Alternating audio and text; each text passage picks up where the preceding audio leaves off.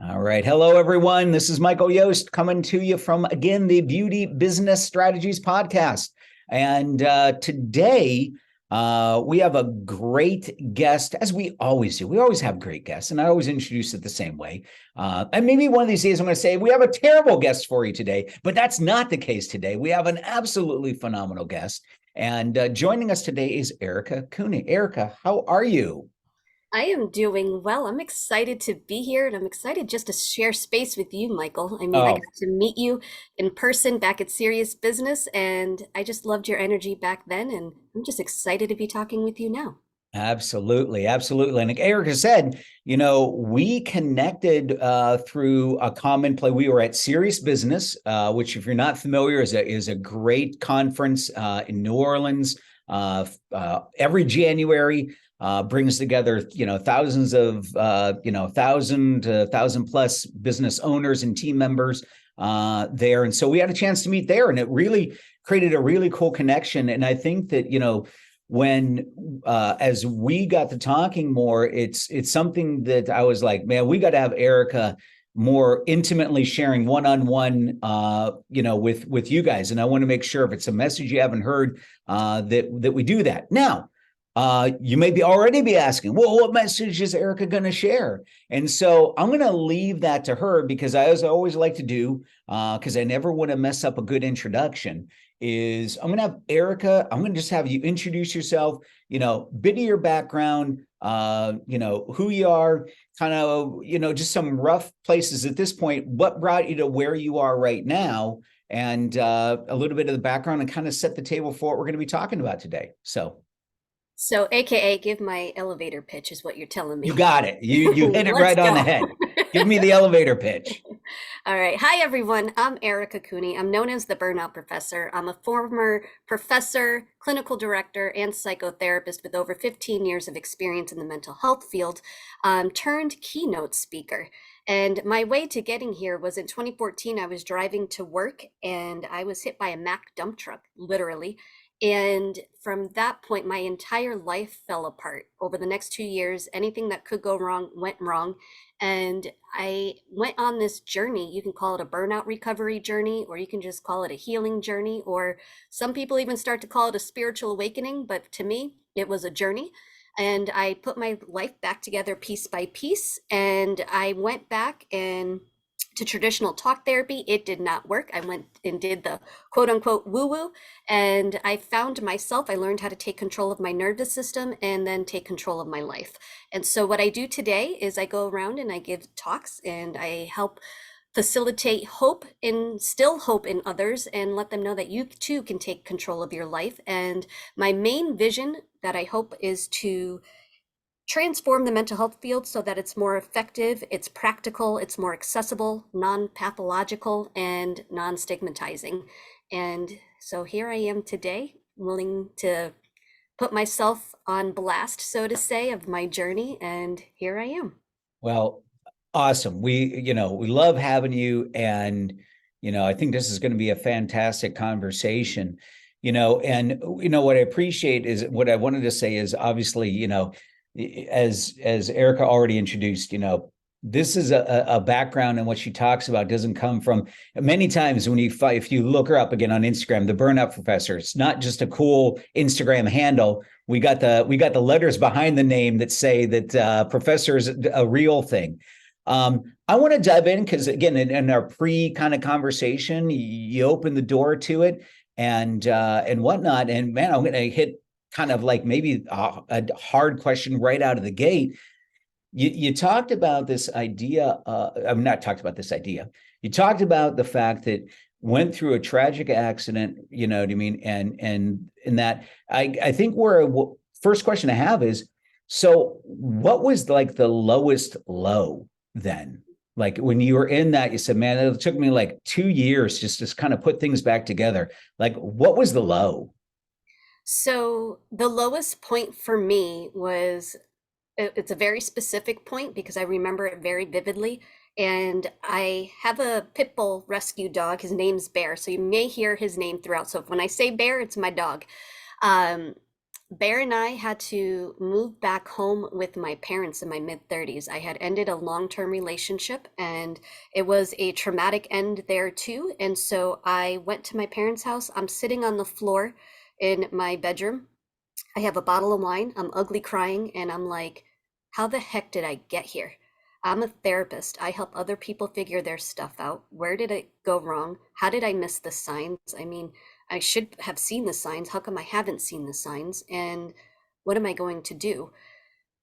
Now I'm going to say there's a little bit more of a period. That's the start of the lowest low. Within the next couple of months, I was fired from my job.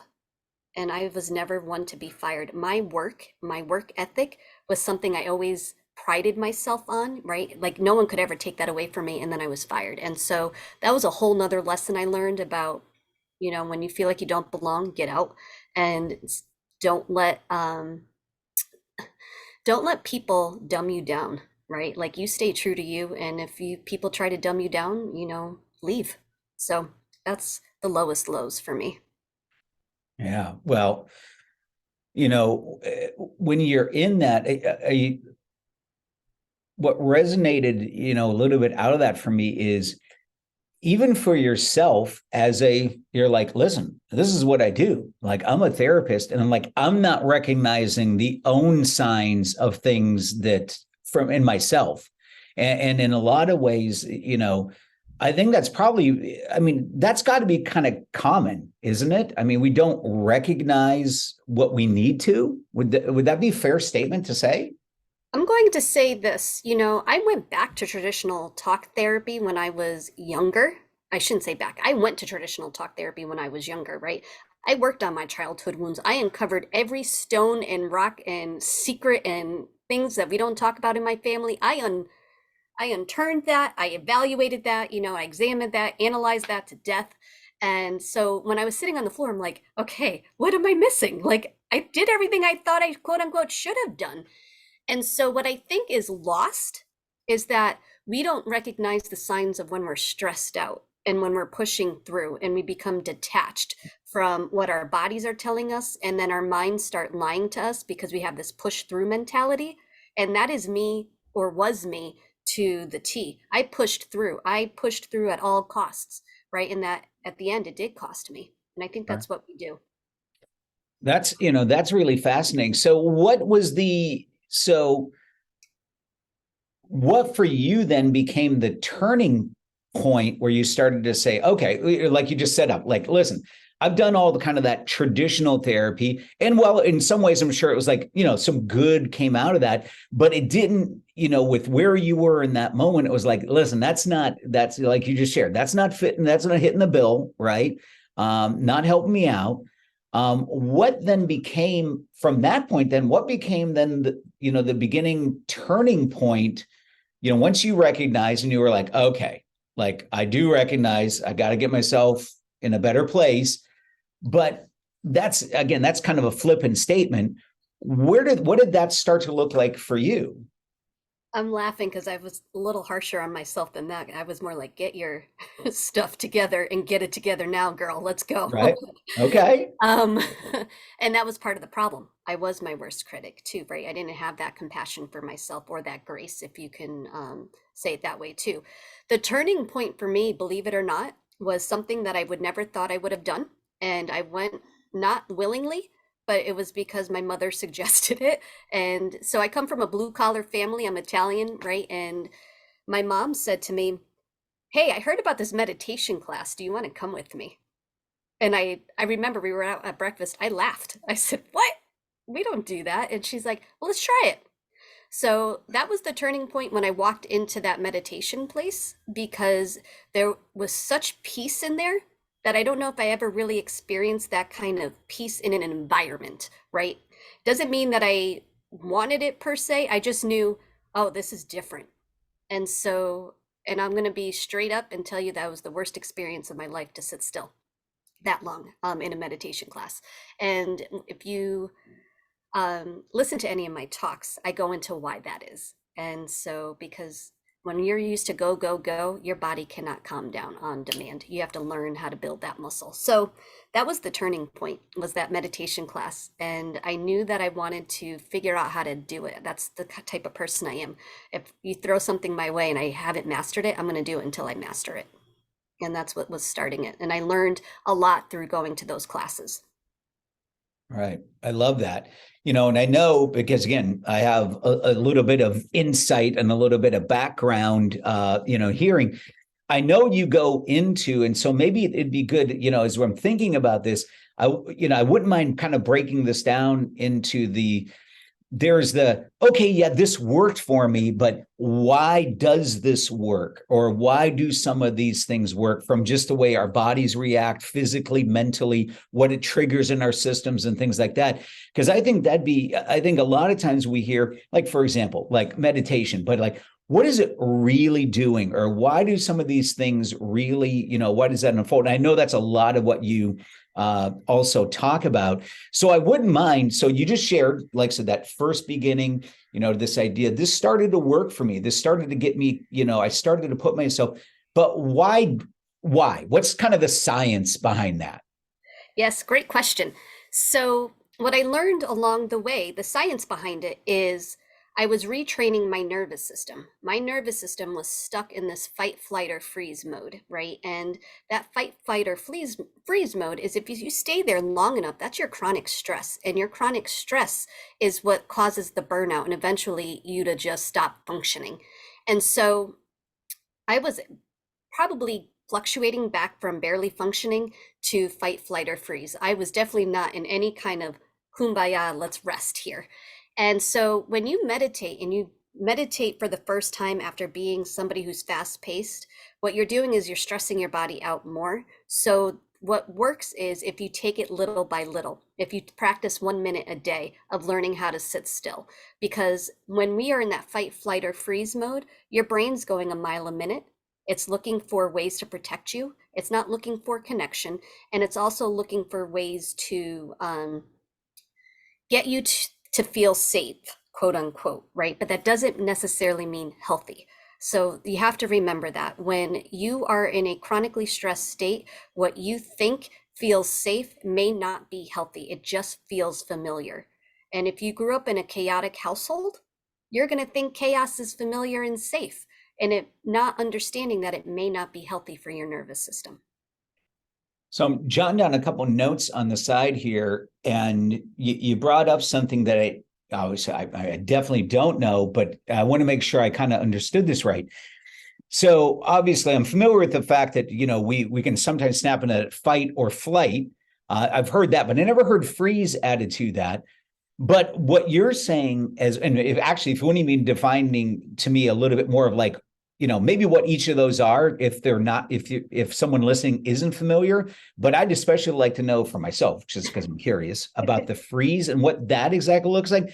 But the real question I had would be, is that each one of those, if I understood you right, each one of those kind of puts you in this chronically stressed mode. And so if you're in that all the time, again, then like you said, with the rest, like that just is locking you into a place.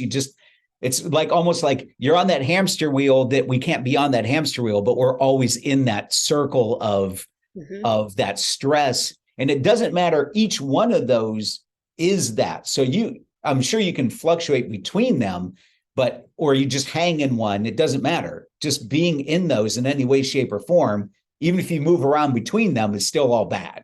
Yes, it is all bad. But I need to put it this way. Stress is good. Stress is not the bad guy. It's when we stay chronically stressed that it becomes bad. And so Okay. that's where the illnesses happen, whether it's a mental illness or a physical illness. That's when that happens, when it's constant and there's no reprieve. You're not allowing your system to relax. And I don't know where most of us are taught on how to relax. As a society here in America, especially, where we're taught to always keep going, keep pushing, keep doing. And I think there's a time and place for that, obviously, if we're not here to get political on anything about this in this conversation, but it's more becoming aware. How much do you push versus how much do you rest? And, you know, rest is medicine. Rest is being productive. It's understanding when to push the gas, when to take your foot off the gas, and when to coast. So if I remembered all your questions Fight, correctly. flight, or freeze. Thank you. I'm going to help you out, Erica. I got you. Thank you. So fight, flight, or freeze. So this is something that is default in you. Every human being has this within them. And it's nothing that we can do to change it. It is so automatic for us, right? It's not even a thought process for us.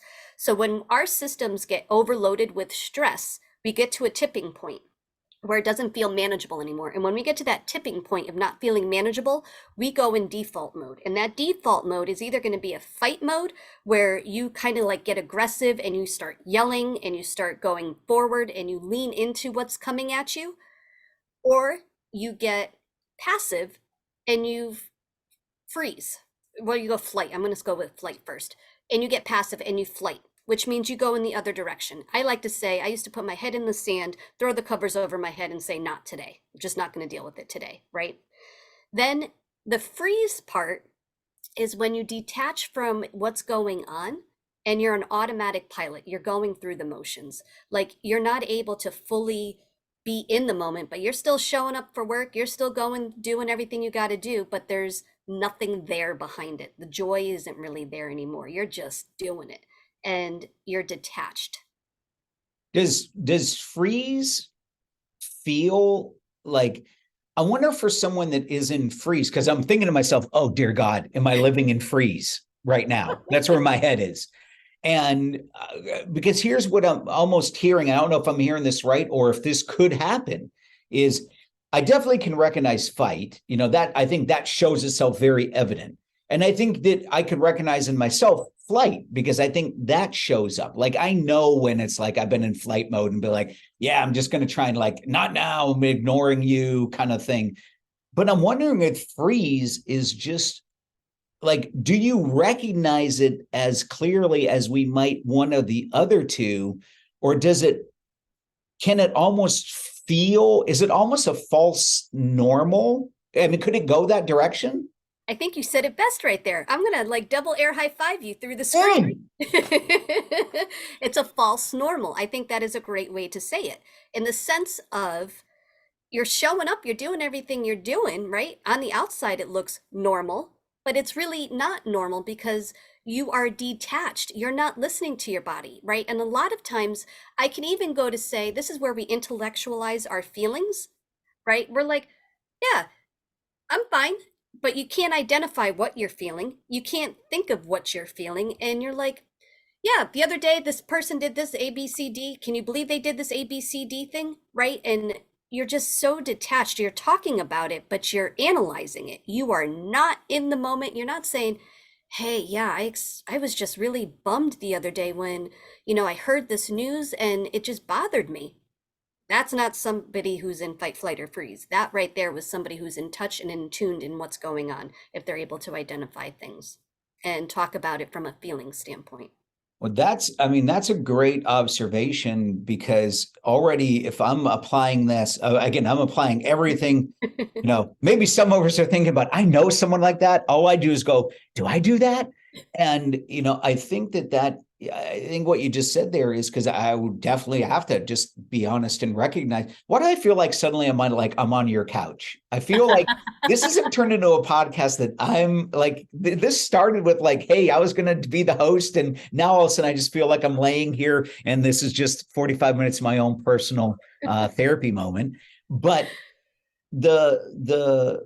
I think that when you said the fact that if we don't do things that maybe are identifiers, like, man, this made me feel this way, or we attach to it maybe in some way that has, I'll use the word emotion, but there probably could be other things along with that.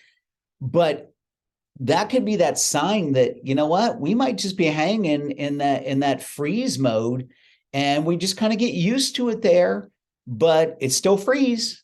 And that's still going back to, that's still that we're still in that state of stress, in a negative stress. Because again, you mentioned the fact that, just real quick, because I don't want to go too far off track, because I like where I'm going with the rest of this.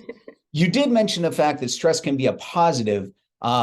Give me an example of positive stress and why. Is it because it's a good defense mechanism? We need to have that, and it protects us in some way, or why is some stress good? So think about it this way. Stressors are just events that happen outside of us or inside of us. It's just the thing.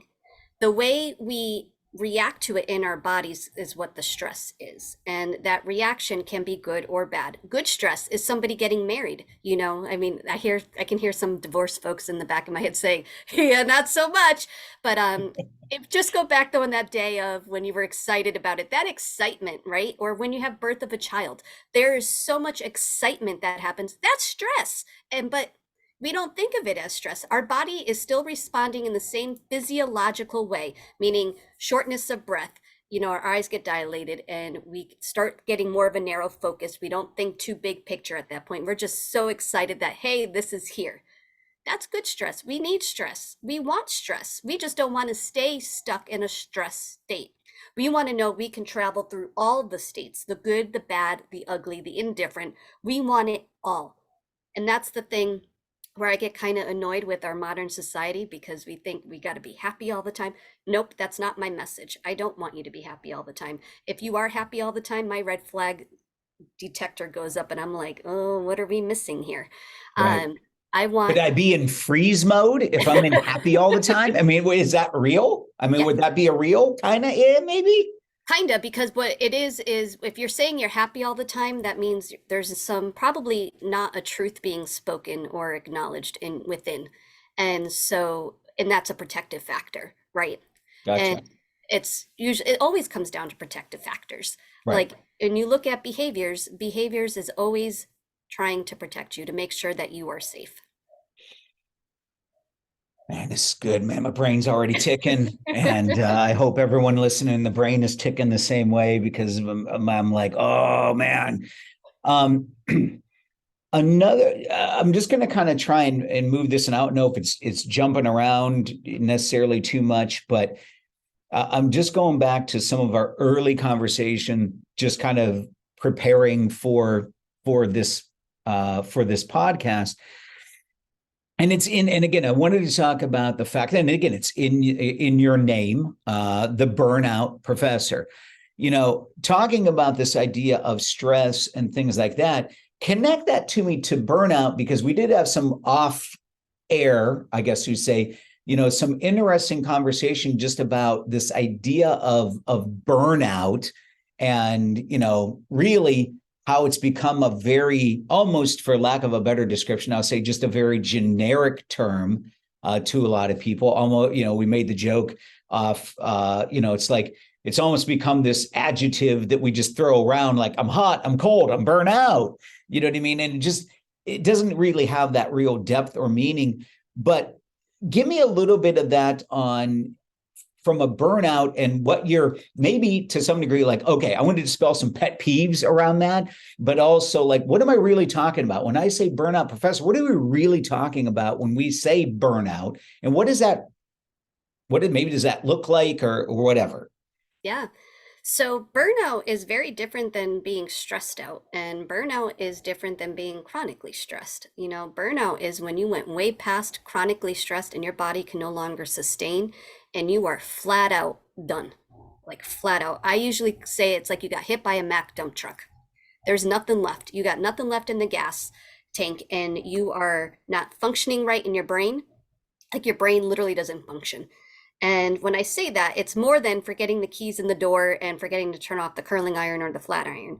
It is you don't remember things. You cannot absorb new information. And then when you're trying to communicate, you're tripping over words. You can't find the words.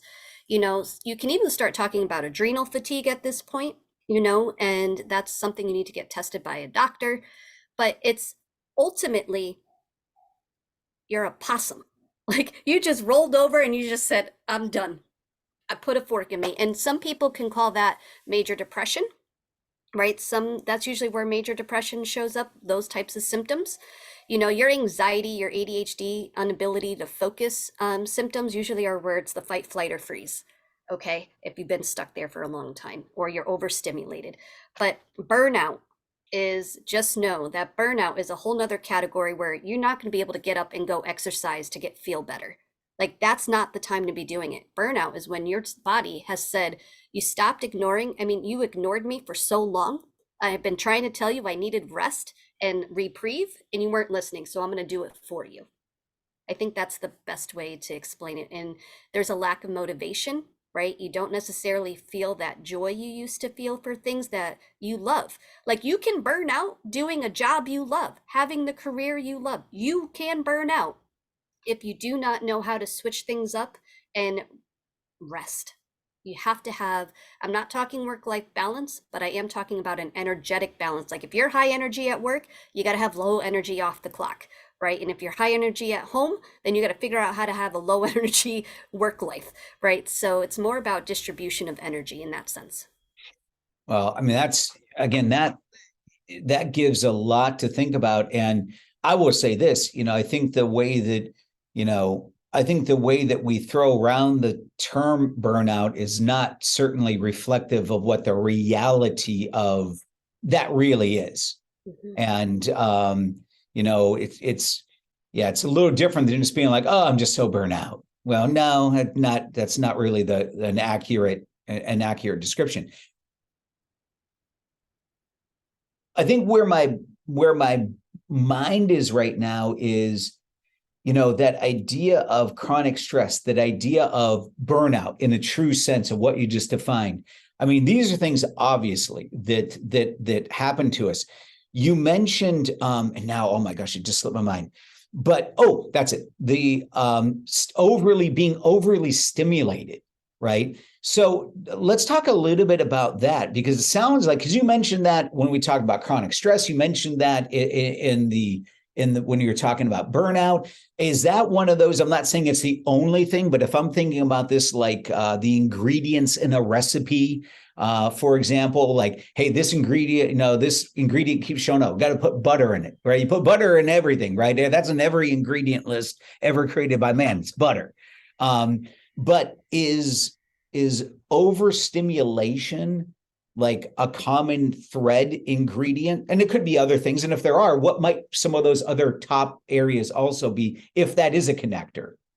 So I think if you look at overstimulation as a big umbrella, then yes, it's a common ingredient all across the board, because overstimulation comes from many different things. It's not just electronics that overstimulate us. It's being around others constantly. Like for us in the service industry, right?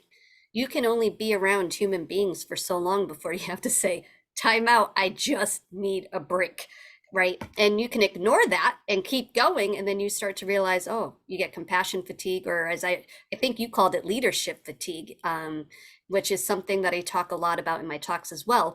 So it's understanding that overstimulation is anything that makes your nervous system activated. And how do you bring low stimulation into your life? A lot of high achievers, overachievers, we don't know how to do that unless we are intentionally aware of how to have low stimulation. Because as society right now, like your lights, look up at your ceiling. What kind of lights do you have, right? If they're the fluorescent lights, that's wicked harsh on our nervous system, right? What we really want is not to have that. I just looked. Oops. If we're not getting outside and getting part of the sunlight or being outside near nature of any sort, right? And we're inside an office all day, that's harsh. That's overstimulation on our nervous system. We were meant to have bare feet in the ground and be grounded into the ground. Like that is part of being humans. But when we live in concrete jungles, that's kind of hard to do, right? And then when we are on Zoom calls all the time, right? And even though that is great because it allowed us to get out of the office, but now we're on electronics all the time, and electronics can be harsh on our brains too. So because it's this dopamine release where it's constant, fast, fast, fast. And when you stop, it hurts. It literally hurts our brain. And that's that agitation you feel, why you can't just sit still after going around electronics, especially if you're scrolling on your phone. And then I were to tell you, hey, get off your phone. That's why you have this adverse reaction to me of saying, when I want to take your phone away, because you're like, no, I need it. And it's like, no, you really don't need it, but your brain thinks it needs it because you trained it to think that. So Right. you have to learn how to pace it, I think is the Yeah. best way to say. I think that's really, I mean, yeah, I mean, we talk about, I think we can all relate to one of the things you shared, especially, like I said, electronic stimulation, our phones, but also all those other things too. Really, certainly we're in those environments, a lot, as far as that goes. So that's very, I mean, it's very good to kind of start to create awareness around. So I think naturally, then the question would be, then, okay, what are some of the things I can start to do to get myself like, okay, so far this has been a party podcast so far. We've talked about chronic stress. We talked about how probably all of us are thinking, well, right now I'm either fight, flight, or freezing right now, or maybe on the cusp of burnout. So basically, I've got us all at the point where, like, this podcast, I've just created stress somewhere for somebody. So go me, as far as that goes. So what can we do in the last minutes that we have that we can start to say, okay, what's going to take me down from this, or what's going to get me?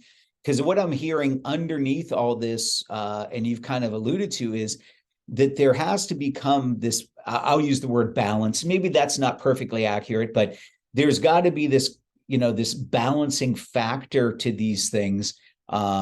Because if we're always exposed to these stimulus over here, whatever that is, there's got to be a counteract to it. And I think the same thing that you share, going back to your beginning of your story, it's like, man, my lowest low was the fact that, hey, listen, in my mid-30s, I moved back home with my parents with my dog. And then I got fired from my job. And so, woo, go me, high self-esteem moment. Rockstar. And we're going to go. And now I'm stuck meditating with my mother, and of which I don't want to think I should be doing. So, it's like, okay, the only better part would be you're either back in your bedroom that you grew up in at home, or you're in the basement, right? And so, we got the table set. But so we started this journey then to say, like, let's connect back to that. Let's connect back to the beginning of your story. It's like, okay, we kind of ended with the fact that, you know what, I started getting involved and I started to do meditation, and here's why. And I asked you to give us a little bit of the science behind that.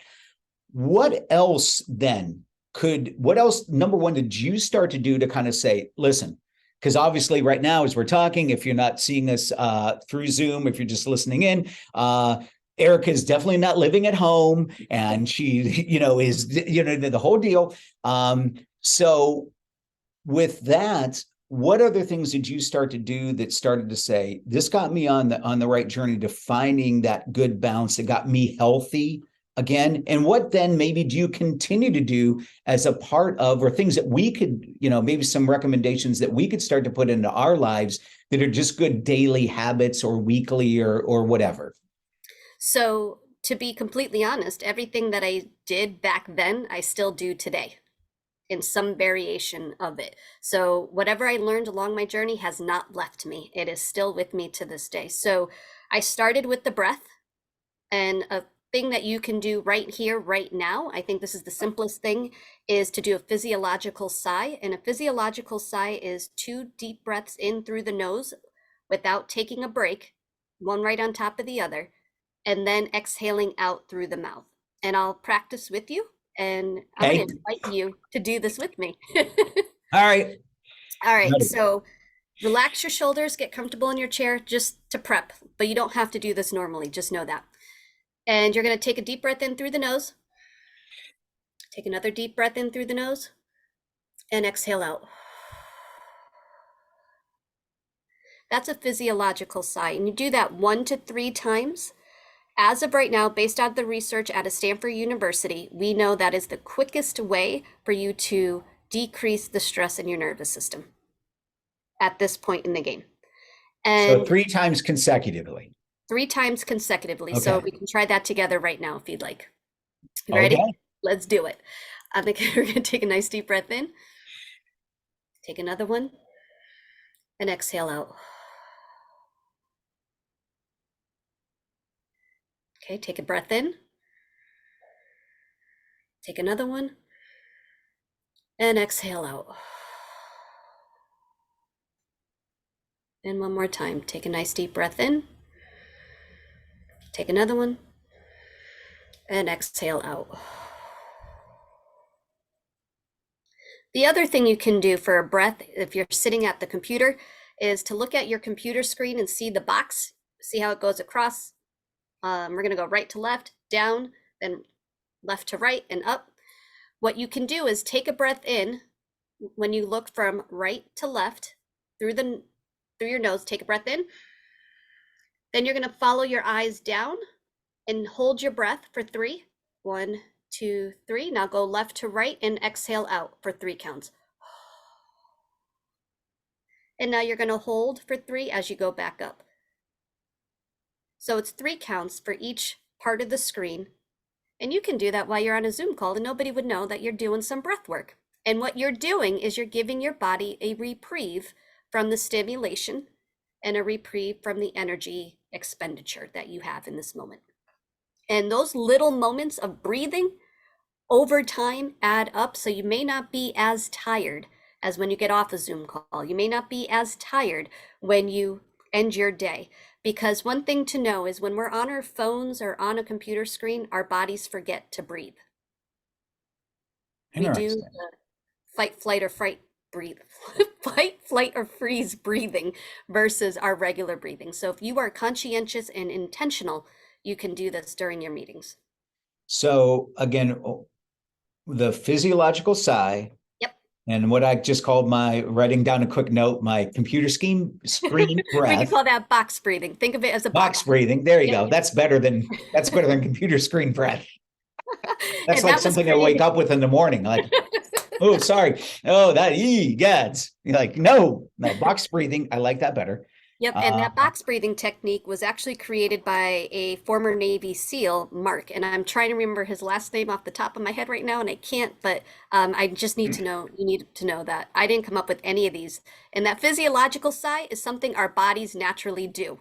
Think about when you're going to bed. Have you ever noticed you went, or when you have a little kid who had a meltdown, like a humongous crying meltdown, and you're like, you need to slow down and use your big person words. What do? They go physiological sigh. And again, both of those are doing what for us? I mean, what's the benefit of this? What's our body doing when it does that again? You mentioned it. I just want to make sure I got myself right. It's calming you down. It's calming the nervous system down. So your nervous system doesn't have to stay activated. It can just go back to a little bit more of a calmer state. All right. All right. So we're on this journey of like, okay, and you mentioned the fact that the things that got me to a better place then, I still do today. Breathing was one of them. Then I learned about gut health, and gut health was a big turning point for me, and gut health being watching what I eat, because when I was stressed out, I was a cheese fries, red wine person. Like, did you see, you must have been here for lunch. Did you, wait a second. I thought I hid that. Like, yep, those are my go-tos, and that or mac and cheese. So what you're saying is I'm already planning on like pizza and beer tonight, quite literally. And so what you're telling me is, oh my gosh, in freeze mode. Yeah, dang it. No, trust me, I'm totally in freeze mode. Dang it. And all right, anyway, gut, not to distract, gut. So learning about my gut was huge. Understanding how to have an anti-inflammatory diet. And an anti-inflammatory diet gave my body a chance to relax as well. Because burnout just doesn't affect our ability to think straight when we're at work. Burnout affects every piece of our life. And so understanding that our foods contribute to our stress in our bodies, but also has the ability to calm our bodies down too. So it's a twofold thing. I also learned about essential oils. And what I want to say about essential oils is essential oils are known to work rather quickly. They can enter your bloodstream within 22 minutes, and it knows where it needs to go. It's intuitive in that sense. And lavender, there's been research that has been conducted that lavender can be just as powerful as Xanax. So understanding where to put it matters because it goes into the bloodstream, which affects your nervous system.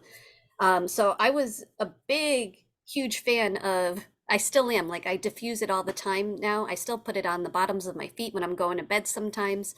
But the other thing was taking a look at my life and understanding what was I doing? Was what I was doing aligned with my values? Because my values changed. After having that near-death experience, things changed for me. But I didn't get that at first. I thought I was still going to go gung-ho the way that I was going. Life's going to be great. Yeah, no, right? And life has a funny way of showing you, keeps taking away things away from you until you're like on the floor crying with a bottle of wine saying, what the heck happened? So I would also start to say you need to evaluate and have some real hard talks with yourself. And it's not that I think you're going to change your life like how my life had to change. I'm not saying that. But I think if you don't explore it, you'll never know what's going on inside of you. And that is a surefire recipe to get burnt out. Because another reframe of burnout is you're not doing enough that lights up your soul, that brings joy to your life. So that's another reframe.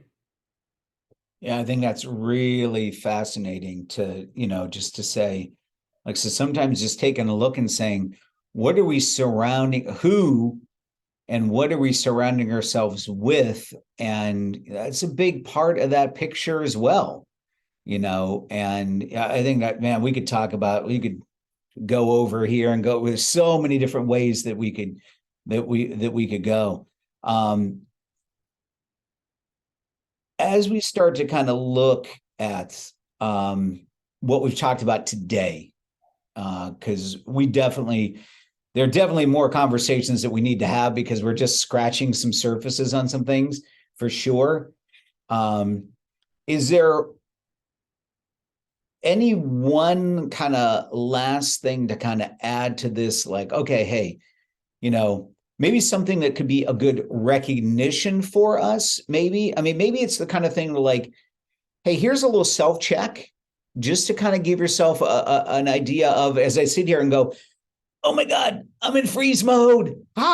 You know what I mean? Is there something that can give us a little bit of a self-check kind of question or two, or just an observation, maybe that can be helpful to us? And again, is there any other, we got the breathing, we talked about the fact that, starting to really pay attention to your diet, talking about anti-inflammatory, talking about maybe, some essential oils, and there's all kind of things we could explore in there.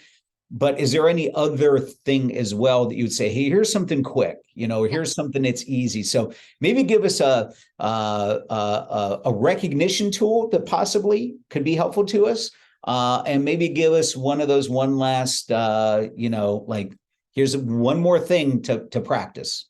So I'm going to start with the one more thing to practice, and that's movement.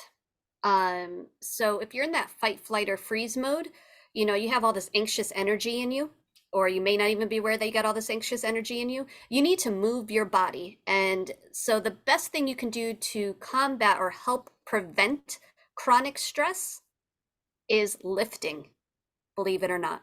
I go to the gym and I lift. I wish I knew this before that Mack dump truck, because that would have been the time for me to start lifting, because exercise is the best medicine for you. But however, if you're in that burnout phase that we talked about where you're just done, I don't recommend moving at that point because lifting causes more stress on your body. So just know that intentional stress on your body that you put on your body intentionally is not the same as the stress we experience with chronic stress. Okay, it's two different things, because intentional stress means we're in control. We know there's an end, it's coming, and I'm going to tell you when it ends. That chronic stress is like, is this ever ending? Where's that light at the end of the tunnel? Because I'm not seeing it. Oh, is that a train coming to roll me over? Like, that's the type of stress that's bad. But if you can do intentional stress like lifting, that's great. But if you can't get to that lifting stage, I recommend everybody to move, whether that is walking to the end of your driveway and back. And then when you start to feel better, you go a little bit further. So that's that piece. The little self-check thing that you were talking about, this is usually the checklist that I have in my head.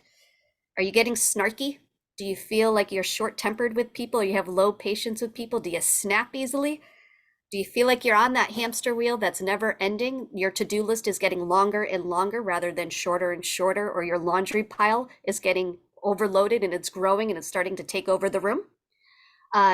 Are you noticing that you just don't seem to have that zest anymore that you used to have for life? Like what used to excite you now is like, oh my God, I don't want to do that. Like if you're noticing a flip in things, those are three easy checklist things for you to kind of take a look at. But it's usually the snarkiness I think that people relate to the most with the low patience, you know? And it's not something we mean to do, right? Because afterwards we're like, ugh, I probably shouldn't have done that. Or we're still in that protective mode where we're like, I don't understand why they couldn't understand what I was trying to say. You know, Right. so it's usually that snarkiness. And I love those. And I agree with you. I think the first two that stood out, but I think the one in there that really jumped out at me because I'm like, whoa, I never thought about that before was if I got it right, and I want to make sure I did, is when you said maybe things you used to love to do or got enjoyment out of, you no longer do. Did I get that right? Yep, you did. It's really, see, that one really stuck out to me just from the standpoint of, like I said, the snarky caught me, sure, because I'm kind of naturally snarky. So I'm like, dang it. Like I said, a good or a bad thing. And the others, I definitely agree. I think that's a manifestation of probably for a lot of us. But boy, that other one was just kind of like one of those, like, whoa, I never realized that was one of those that I'd never realized before or thought about before. Like, all right, what are things maybe I do that I used to love that now no longer bring me an enjoyment, or, that's really, this has been great. This has been really, really good. I wanted to, you had mentioned it maybe about halfway through. I wanted to kind of dive into, leadership fatigue, because again, a lot of people listening to this, are in a leadership type of role, whether in an owner's role or maybe some type of a role within their business that puts them in that kind of a position. So I wanted to talk about leadership fatigue as we were setting that up, kind of intending. You talked about this idea of compassion fatigue. And I think there's a bunch of fascinating things to talk about there. Unfortunately, we're out of time. And so here's what I'm going to say is, if you want to hear more about leadership fatigue and you want to hear more about compassion fatigue, here's the coolest thing that's going to happen is Erica is our keynote speaker at our team-based experience happening October 1st and 2nd in Scottsdale, Arizona. And so, this is something that, you want to be a part of, because that is where she's going to dive into. I had mentioned the idea of leadership fatigue as we were talking about this, and she goes, I love that. And she goes, really what I call that is that compassion fatigue. And so I'm intrigued to hear about that in the same way, because I know we're going to get the same kind of like realizations, the same kind of learning that just today, learning, just hearing about the stressors and burnouts and all these factors. So I'm really excited to hear that, to hear your message to everyone at our team-based experience. So look forward to it. I will say, though, we are definitely going to have Erica back as well for other conversation, because we're just scratching the surface of cool things to talk about when it comes to just our health. And I think that's part of what we want to do with this is, finding ways. We can't be our best at work if we're not our best. And, getting mentally healthy, getting physically right and healthy all contributes to being better team members, better leaders, whatever our role is. We just are better, a stronger contributor, no matter what the role is in our work environment. So this has been awesome. Erica, thank you for this. No, thank you for having me. I had a blast, and I can't wait for our further conversations. But you know what I'm really excited about? I'm excited for Scottsdale. Like, I'm excited for it. I am too. So, well, I know we'll talk before then, but at the same time, look forward to seeing you in October. And for everyone else listening, we hope to see you there. But if not, we will see you, or we'll talk to you on our next podcast. So have a great rest of your day, and we'll talk to you soon.